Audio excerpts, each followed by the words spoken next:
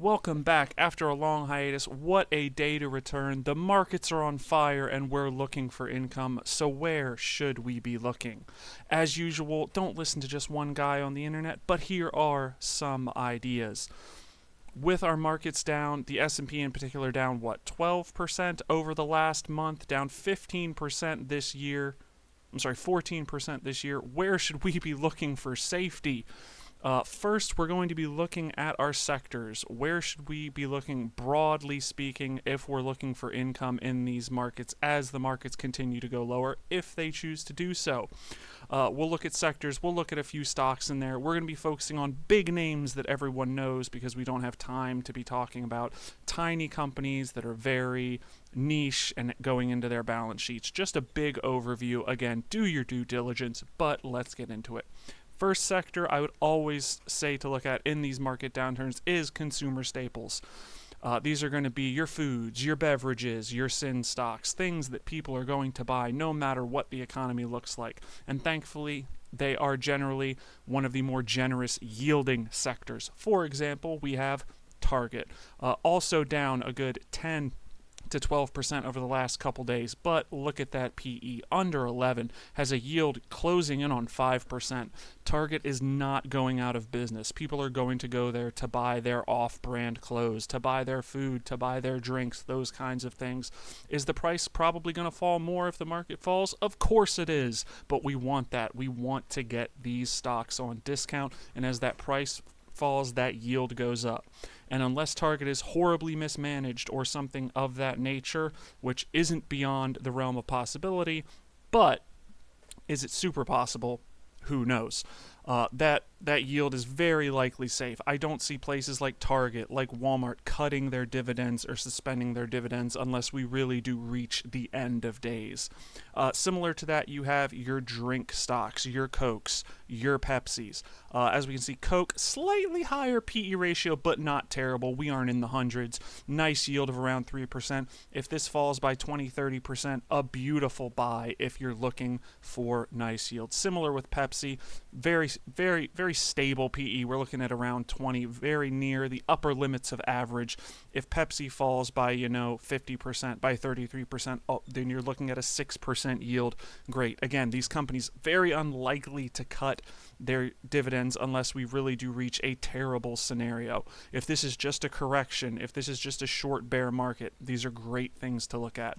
With that, we also have our food stocks like General Mills. People are going to be buying cereal. They're going to be buying, their nutrition bars. They're not going to go out of business unless something crazy happens.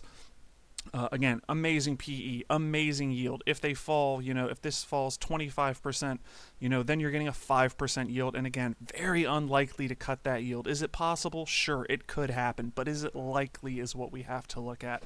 And finally, with our consumer staples, we have our sin stocks, particularly our tobacco stocks. These are our Altrias, our British American Tobacco, etc., etc. People are going to buy their sins. Their vices will persist through these downturns.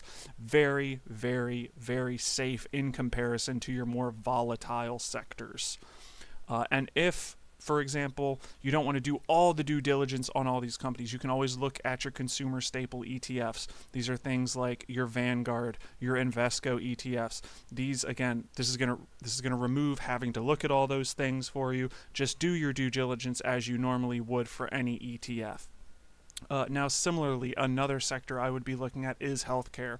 Might be a little overvalued right now with the wide market, but people are always going to get sick. People are always going to die. People are going to be in hospitals. They're going to need medication. So our healthcare, our biotech companies who aren't super crazy IT focused are somewhere to look. As we can see, we have Amgen, for example. We also have AbbVie. Now, the PE ratio is a little high. AbbVie sitting at 78.